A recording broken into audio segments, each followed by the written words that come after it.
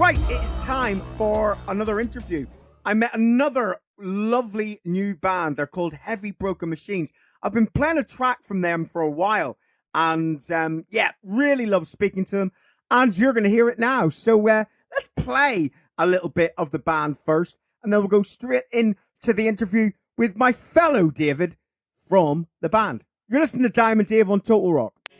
The track that you have just heard is We Are Here. It is from the rather wonderful Heavy Broken Machines, and it is from the EP which they released a while ago called The Future Doesn't Need To. This is all good. This is all good. But when I say that I've got Dav from the band on the end of this call, that is wonderful. Dav, how the devil are you? Fantastic. All the better for hearing from you, Diamond Dave.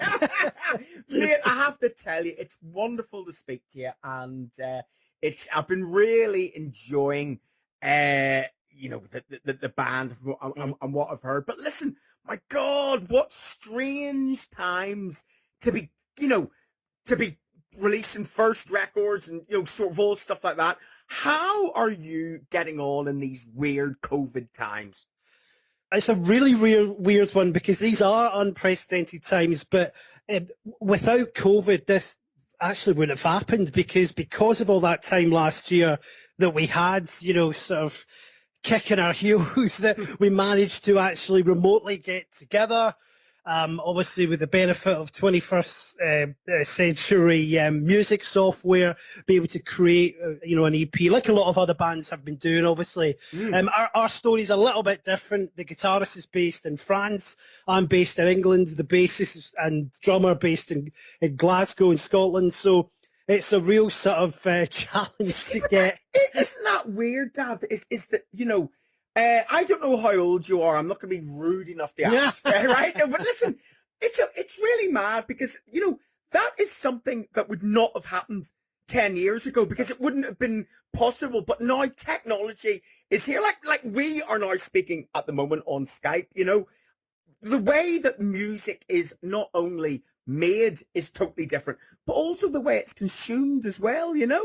Yeah, and that's key because people are just consuming music so quickly, and some of the stuff that we've put out, it's just right. We want more, and it's so tough for any artist out there to be able to just grind out track after track. It's all about quality, and we're taking our time with the new stuff we're writing just now that hopefully should be out before the end of the year. But we're just not in a rush. We want to get it to kind of the level that we've got with these tracks, rather than just going, yep, we'll do a song every 4 to 6 weeks or something. But it's good. It's all good. Well, listen, Joe, I love the fact that when you had a song called "We Are Here," which is like a real statement of intent, isn't it? Is that sort of what you wanted? What was that, and what was it about that song? Because it was the first one that sort of got leaked to pluggers and press and radio and stuff. What was it about that song in particular that you led with? Well, going into the, you've been very polite enough not to ask my age. I was in a band along with the other guys in the band called Crisis in the 90s.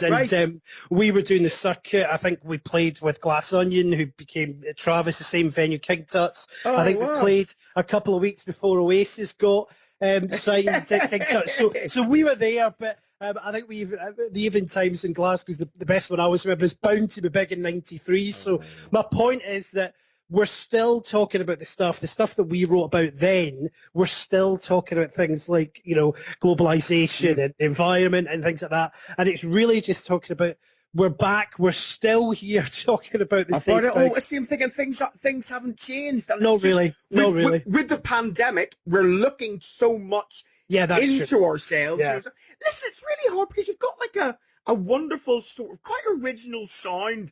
And it's strange when I'm thinking about bands that I would say would be the peers of Heavy Broken Machine. It's very hard. I'd go back to bands like maybe Jesus Jones, Pop Will Eat Itself, and stuff like that. Definitely. And it's weird, but you've got a very modern sound. You know what I mean? And so, would you agree that they are your peers, and who are your influences? Now in 2021. Yeah, you've hit the nail on the head. In terms of me and Graham, the guitarist, we were huge fans of those bands. And the drummer, obviously, I can't speak for them, and the bassist, they loved stuff like Nine Inch Nails, Faith No More. I was 18 when the real thing came out, and the Chili Peppers when they started. And really, that time, and we were talking about therapy as well. Yeah. And that time in the early 90s, when music really was right. What is rock? What is metal? Let's mix it up a bit. And now bands like Enter Shakira, Bring Me the Horizon, Royal Blood, all these bands now are kind of doing what we wanted to do back then, you know. And absolutely. And I love those modern day bands as well because they're doing that. And that kind of line of what is rock and what is metal is kind of blurred now, isn't it? We all love everything. Absolutely. It's all part of the rock family. I could not agree with you more. So listen, let's have another listen to some Heavy Broken Machines. Let's play another 2 tracks from the EP. Let's play Ahead of You and Kibosh. Late 80s, early 90s. And you know, we've definitely got a similar sort of thing.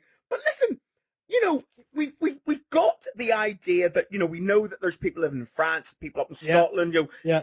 Are we going to, with this project, do you think we're going to ever see any live action?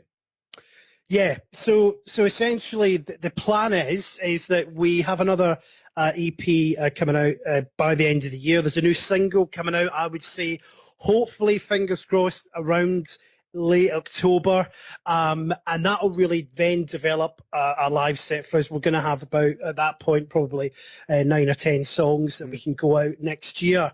The idea is to potentially play kind of a bit of nostalgic there, King Tut's in Glasgow. I don't know if you've ever been there, but it's a fantastic venue. Wonderful. And also just tapping into the aspect of old fans from the 90s and the new fans that we've got as well, putting this EP out. We're looking at potentially doing some festivals next year as well. So fingers crossed, that's the plan. But who knows in this strange world that we'll be living. Yeah. You know, with it being like a situation of, you know, this sort of remote writing and, you know, recording of the material. Do you have any worries about being able to put it across live? And that's nothing to say about your, you know, the way that you play or your competency as players. I mean, you know, there are lots of beats and incredible sounds and stuff. Yeah. Is it going to be quite a challenge to put it across live? Yeah, and that's a really good point. And I think when we are together in the rehearsal room, you know, if we were to get on to the stages next year, then it's really a kind of, I think sometimes the live version becomes even more powerful, even more, okay, maybe you won't have those tricks that you can use within studio, but every band faces that. With music software, it's almost, there's too many things you can. Right. I'll have a Bulgarian choir sound on that song. You know, how are you going to recreate that live? You know, mate. So, listen, Dav. I'm going to listen. If there's not a Bulgarian choir on this next record, I am going to be devastated, mate. I want you to do one more thing for me. I want you to tell me if people wanted to know more about the band, if they wanted to get in touch, if they wanted to buy the CD or buy the songs, how do they get in contact with you? Have you got Facebook groups and all stuff like that? Yeah, so we've got all those social media aspects are covered by our team, he said. I love it.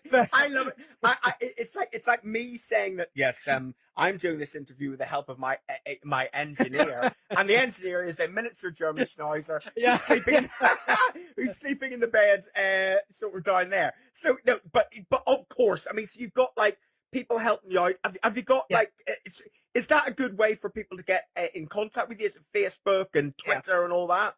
We've got heavybrokenmachines.com. You know, we're on Facebook, Twitter, Instagram, SoundCloud, Spotify.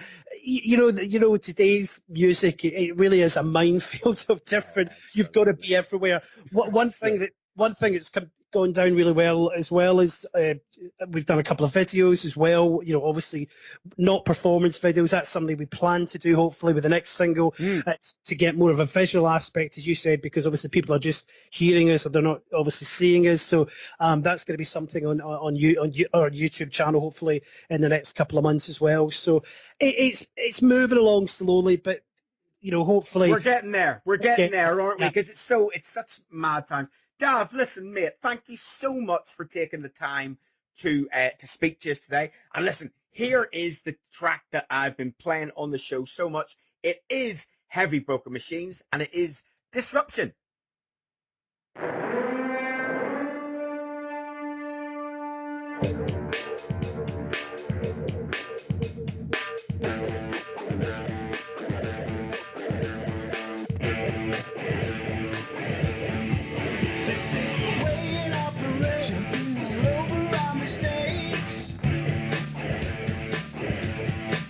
I thought